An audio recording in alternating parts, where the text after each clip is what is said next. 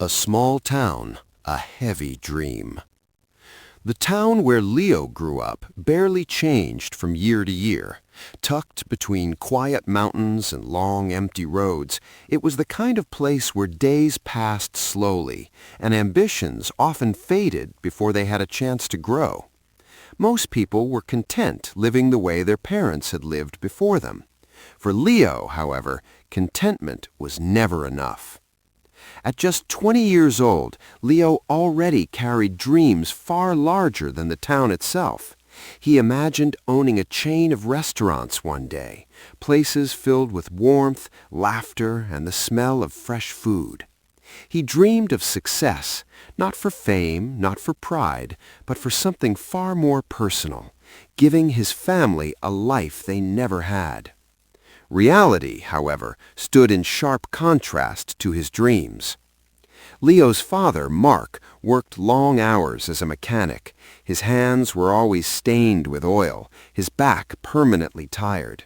His mother, Claire, spent her days cleaning houses that weren't her own, coming home exhausted but still managing a gentle smile for her children. And then there was Sophie, Leo's 10-year-old sister, bright-eyed, curious, and full of faith in her older brother. To her, Leo wasn't just family, he was a hero. Money was always tight. Every decision in the household revolved around what they could afford and what would have to wait. Sometimes that meant postponing repairs. Sometimes it meant skipping small comforts others took for granted. Leo felt the weight of it all deeply, even when he didn't say a word. One cold evening, after the town had gone quiet, Leo sat outside their small house. The sky above him was filled with stars, distant and unreachable. He stared at them for a long time, his thoughts louder than the night itself. "I want more than this," he whispered to no one. Not more for himself, but for them. Yet a painful question lingered in his mind. Where do I even begin when surviving tomorrow already feels like a challenge? Words that changed everything. Not long after that night, Leo finally shared what he had been holding inside. He spoke to his father about his dreams, about building something meaningful, about escaping the limits of their circumstances. Mark listened quietly. When Leo finished, his father let out a slow breath. He didn't laugh, he didn't discourage him. Instead, he looked at his son with calm seriousness and said something Leo would never forget. "Dreams aren't free," Mark said. "If you want something in this life, you have to fight for it. You don't wait for perfect conditions. You start with what you have, even if it's almost nothing." The words weren't harsh, but they were honest. And honesty, Leo realized, was exactly what he needed. That night, Leo lay awake, replaying his father's voice in his mind. Dreams weren't free. Success wasn't handed out. Everything had a cost: time, effort, sacrifice. For the first time, Leo understood something clearly. Waiting wouldn't change his life. Hoping alone wouldn't either. If he wanted a different future, he would have to build it himself, step by step, mistake by mistake. The next morning, as Leo walked through town, his eyes were more alert than ever before. He paid attention to small details he had ignored before, what people complained about, what they needed, what was missing. That was when he noticed something simple but important. People loved fresh bread, but the nearest bakery was far away. It wasn't a grand idea, it wasn't glamorous, but it was real. And for Leo, it felt like the first solid step forward. For the first time, his dream didn't feel distant. It felt possible. A small idea, a big risk. Once the thought took hold, Leo couldn't let it go. Everywhere he walked, he noticed it again and again. Neighbors talking about food, families wishing they had fresh bread without traveling miles away. What seemed like a minor inconvenience to others felt like an opportunity to Leo. Not a shortcut to success, but a place to begin. The problem was obvious. Leo had no money. No savings, no investors, no safety net. For a moment, doubt crept in. Starting anything without resources felt foolish. But then he remembered his father's words, "Start with what you have," even if that meant starting with nothing but effort and courage. There was only one place where he could get bread, a bakery located outside town run by a man known for his tough nature and even tougher standards. Most people avoided him unless they absolutely had to. Leo decided he would go anyway. Early one morning, before the sun had fully risen, Leo set out on foot. The road was long and cold, and each step gave him more time to second-guess himself. By the time he reached the bakery, his legs ached, but his resolve was firm. Inside, the air was heavy with the smell of flour and heat. Behind the counter stood Mr. Anderson, his expression as hard as his reputation. Leo took a breath and spoke carefully. He explained his idea, selling fresh bread in his town so people wouldn't have to travel. Then he made his request, one that could easily be dismissed as unreasonable. He asked for bread on trust. "I don't have money to pay up front," Leo said honestly. "But give me 1 week. I'll sell every loaf, bring back your money, and keep only a small share for myself." The room fell silent. Mr. Anderson studied him with narrowed eyes. He'd heard promises before, too many of them. Young men came and went full of confidence and empty of results. "And why should I trust you?" the old baker asked. Leo didn't hesitate. "Because I'm willing to work harder than anyone you've given a chance to, and because I won't walk away from my word." For a long moment, Mr. Anderson said nothing. The price of trust. Finally, Mr. Anderson spoke. "I'll give you bread for 1 week," he said slowly, "but understand this, if you fail to pay me back, don't ever come here again." It wasn't kindness, it was a test. Leo felt a rush of relief, followed instantly by pressure. 1 week, 1 chance, no room for excuses. He thanked Mr. Anderson and carefully lifted the heavy baskets of bread. The walk back felt even longer than the journey there, but Leo didn't stop. Each step reminded him that trust had been given, and now it had to be earned.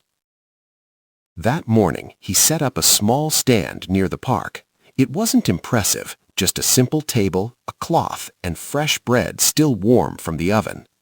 At first, people passed by with uncertain glances. They weren't used to buying bread from someone they barely knew. Leo understood their hesitation, so he met it with patience and warmth. He greeted everyone with a smile. He spoke with energy, and when needed, he offered small samples. No pressure, no tricks. Slowly, curiosity turned into interest. 1 customer became 2. 2 became 5. By the time the sun began to set, Leo's stand was empty.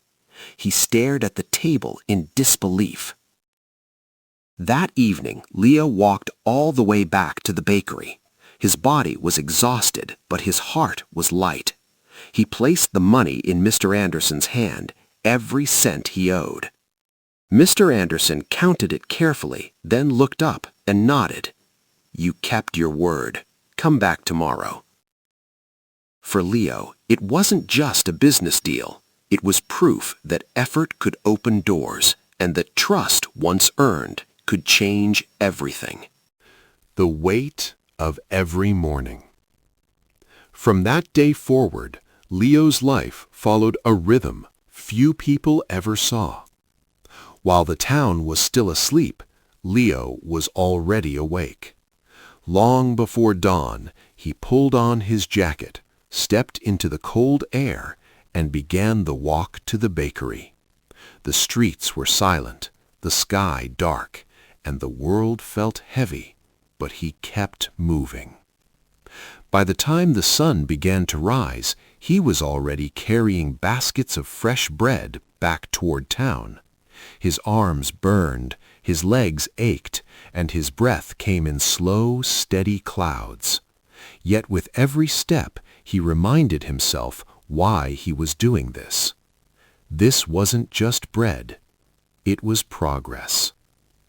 At the park, Leo set up his stand once again. Day after day, he greeted people with the same energy, the same warmth, even when exhaustion pressed against his shoulders. Some customers became familiar faces. Others stopped simply because they admired his dedication. Slowly, the town began to recognize him, not just as someone selling bread, but as someone who never complained and never arrived late. When the day ended, Leo walked back to Mr. Anderson with the money he owed. Every single time, he paid in full.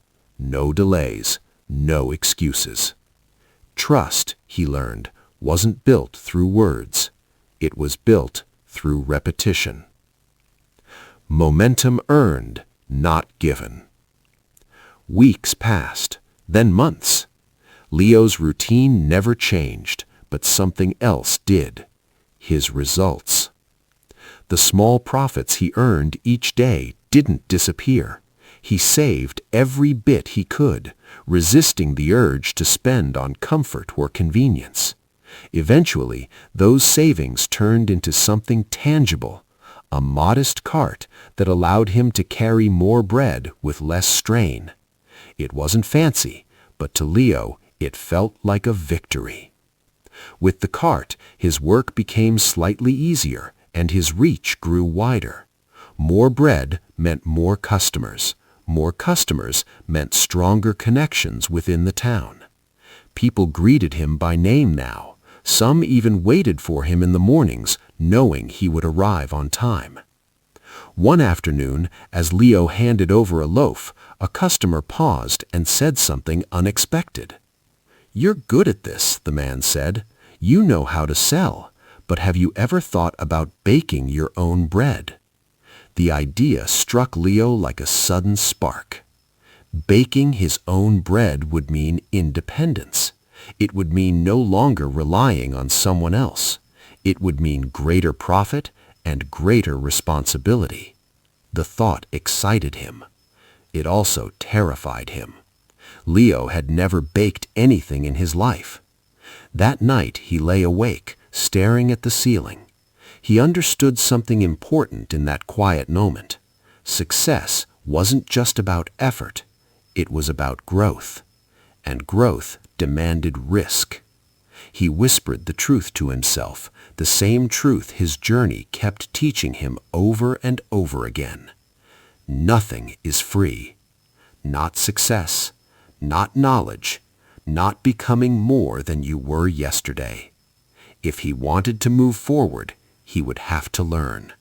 And learning, he knew, would not be easy. The courage to ask. The idea of baking his own bread refused to leave Leo's mind. Each morning as he carried baskets from the bakery, the question grew louder. What if I could do this myself? Freedom, he realized, didn't come from comfort. It came from skill, and skill had to be learned. Still, one obstacle stood firmly in his way. He didn't know how to bake. Asking for help felt risky, especially when the person he needed help from was the same man who supplied his bread. Learning to bake could turn Leo into competition. He knew that, and Mr. Anderson would know it too.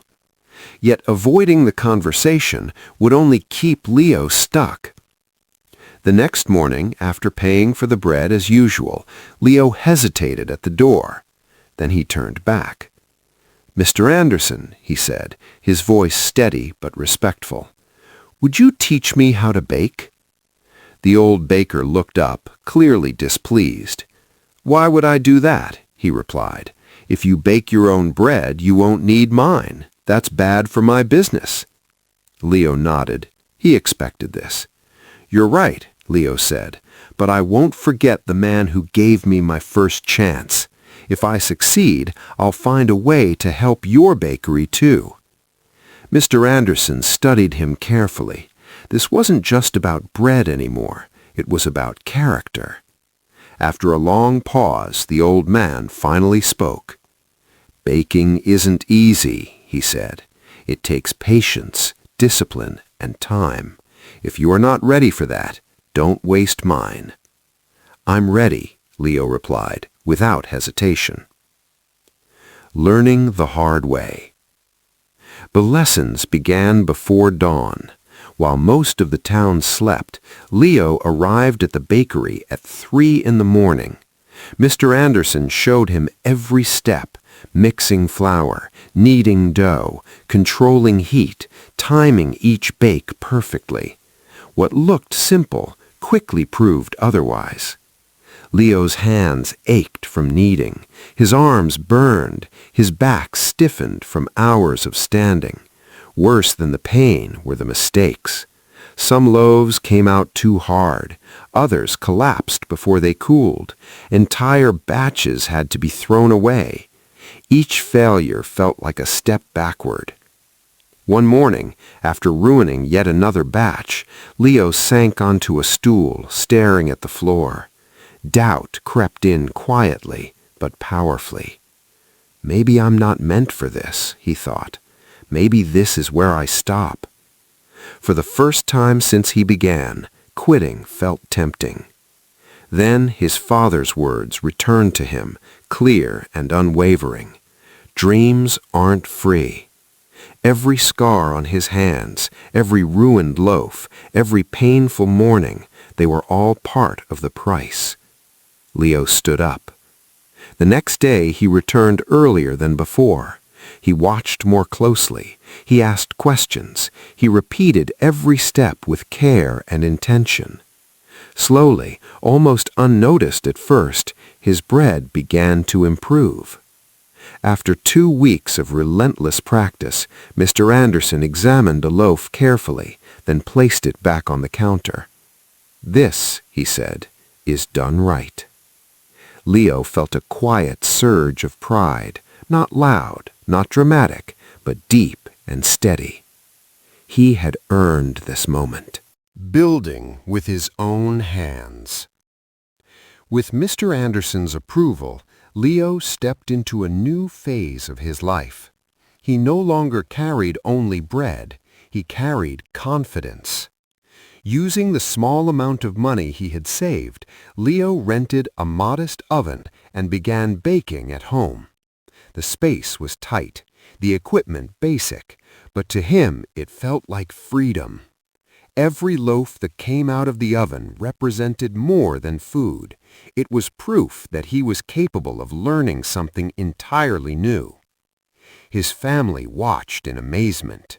Sophie eagerly helped him pack the bread, her small hands moving quickly as she asked endless questions. Claire stayed up late making tea and reminding him to rest, even when Leo refused to slow down. Their home filled with warmth, flour dust, and quiet determination. Soon, Leo's work expanded. He didn't just bake bread anymore. He experimented with cookies and simple pastries. Each new item was a risk, but also an opportunity. And the town responded. People began to talk. "Leo's bread tastes different," some said. "Better," others added. Business improved, but Leo knew better than to assume the journey would stay smooth. When comfort is challenged. One morning, something changed. A new bakery opened in town. It belonged to a young man named Eric, and his shop was impossible to miss. Bright signs, clean windows, colorful decorations. It looked modern and exciting. Naturally, people were curious. They stepped inside. They bought his bread. Leo noticed immediately. Fewer customers stopped at his stand. Some mornings felt uncomfortably quiet. The fear he had thought he had outgrown returned, sharper than before. What if this is the end? What if everything I built disappears? But instead of panicking, he paused and thought. He remembered how he had started, with nothing but observation and effort.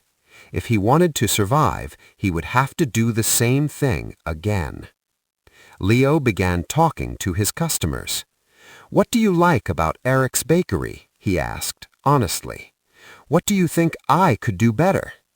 The answers were simple but revealing. "His shop looks clean and inviting. His cakes are beautifully designed." Leo understood immediately. The problem wasn't just the bread, it was the experience. Growth, he realized, wasn't optional. Using his savings, Leo repainted his cart, added bright decorations, and introduced free samples of his newest pastries. He even spent hours at the local library watching videos and studying how to decorate cakes. Slowly, customers began to return. One evening, an elderly woman stopped by and smiled at him. "I've seen many young men quit when things get hard. You didn't. That's why we trust you." Her words stayed with Leo long after the sun had set. A place of his own. As time passed, Leo's efforts began to show results. The improved cart, the colorful decorations, and the growing variety of baked goods slowly rebuilt his customer base. More importantly, trust returned. People didn't just come for the bread anymore. They came because they believed in the person behind it. Day by day, Leo saved what he could. It wasn't fast and it wasn't easy, but eventually the numbers added up to something he had been working toward for a long time. A small shop became available near the center of town. It wasn't large. It didn't have shining windows or expensive equipment, but it was warm, solid, and filled with possibility. When Leo signed the rental agreement, his hands trembled, not from fear, but from the weight of what the moment meant. He named it Leo's Fresh Bakes. Every morning before sunrise, Leo unlocked the door, turned on the oven, and filled the space with the fresh smell of bread. The shop quickly became more than a workplace. It became a reflection of everything he had learned along the way. Success shared is stronger. Leo didn't build his bakery alone. His family became part of the journey in ways that felt natural and meaningful. Claire managed the accounts, carefully tracking every expense and every small victory. Mark helped whenever repairs were needed, treating the shop as if it were his own. And Sophie, now a year older, stood proudly behind the counter, greeting customers with enthusiasm and endless stories. The bakery began to feel like the heart of town. People stopped by not just to buy bread, but to talk, to laugh, and to feel connected.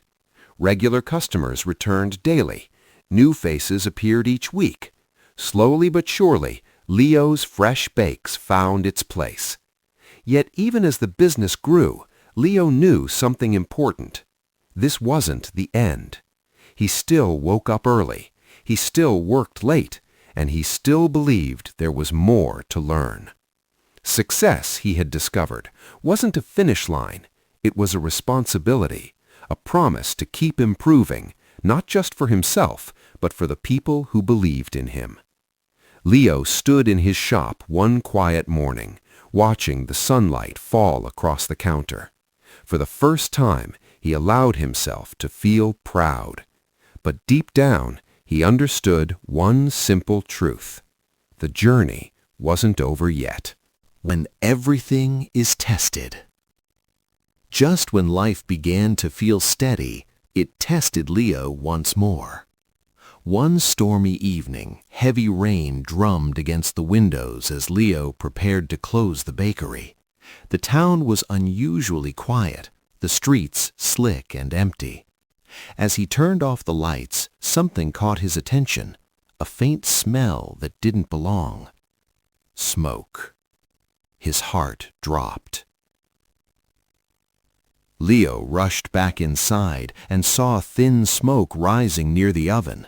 Without thinking, he grabbed whatever water he could find and threw it toward the flames. The fire was small but stubborn. Panic surged through him as he worked desperately, his hands shaking, his breath unsteady. After what felt like hours but was only minutes, the flames finally died. The bakery was saved, but not unharmed. Several pieces of equipment were damaged, the walls were blackened, the smell of smoke lingered heavily in the air. Leo stood in the middle of the shop, soaked and exhausted, staring at the place he had poured his life into. By morning, the news had spread. People gathered outside, whispering with concern. What will Leo do now? Maybe this is the end for him. Leo heard it all. His chest ached, not just from fear, but from the weight of disappointment. For a brief moment, doubt crept in again, the kind that asks whether all the effort was worth it. But then Leo straightened his back. "This is just another challenge," he said quietly to himself. "And I've faced worse." Rising without waiting. When Leo assessed the damage, reality hit hard. The money he had saved wasn't enough to replace everything. Fear returned, pressing in on him, but this time he didn't let it take control. Instead of waiting for someone to rescue him, he sought wisdom. He visited Mr. Anderson, now retired, and explained what had happened. The old baker listened with calm familiarity, as if he had expected this moment to come. "What would you do if I were you?" Mr. Anderson smiled gently. "You already know the answer," he said. "Nothing is free. Not success, not rebuilding. Work harder, believe in yourself, and people will believe in you too." Inspired, Leo acted. He returned to what he knew best, working with whatever he had left. He began baking at home again, using his remaining tools. He spoke honestly to his customers. "I won't give up," he told them. "I'll keep serving you even if it's less for now." The town responded. Some people donated ingredients, others offered small amounts of money. A few showed up simply to help clean and repair the shop. Leo realized something powerful. When people see genuine effort, they want to be part of it. Slowly, piece by piece, the bakery was rebuilt. Stronger, warmer, better than before. Nothing is free. Everything is possible. Months of hard work passed quietly. When Leo finally reopened the doors of Leo's Fresh Bakes, the bakery looked different. The walls were freshly painted, the space felt brighter, and new decorations brought warmth to every corner. He had even added new items to the menu: cupcakes, muffins, and small cakes that reflected everything he had learned along the way. On the day of the reopening, the bakery filled quickly. Neighbors gathered, smiling and talking. Customers who had supported him from the very beginning stood beside new faces who had come to see the place everyone was talking about. Even the town's mayor arrived, shaking Leo's hand with genuine respect. "You've shown us something important," the mayor said, "that determination can change lives." Leo stood in front of the crowd, his family beside him. For a moment, he struggled to find the right words. Then he spoke from the place where his journey had begun. "I started with nothing. No money, no skills, just a dream and a willingness to work." He looked around at the familiar faces. "I've learned that nothing in life is free," Leo continued. "Not success, not respect, not trust. Everything must be earned with patience, effort, and persistence. He paused, letting the words settle. Failure isn't the end, it's a lesson, and every challenge is just another step forward if you refuse to quit.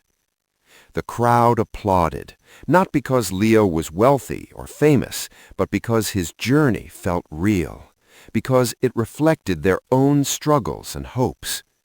From that day on, Leo's Bakery became more than a business. It became a symbol, a reminder that progress is built through action, that help comes to those who keep moving, and that even the hardest beginnings can lead to something meaningful. Leo didn't just build a bakery. He built a life shaped by purpose, dignity, and pride. And his story stands as proof of one simple truth. Nothing is free, but everything is possible.